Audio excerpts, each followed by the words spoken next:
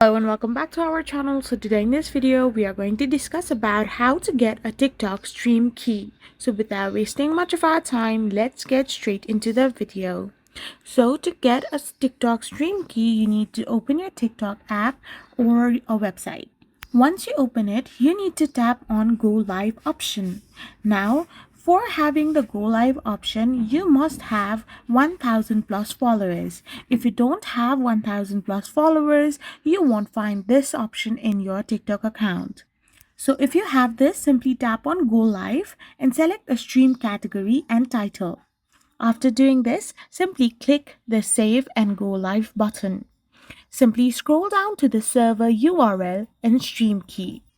Now copy the stream key, and by doing this you can get a TikTok stream key for free.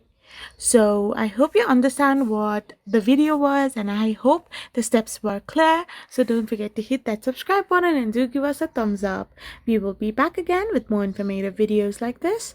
Thank you for watching.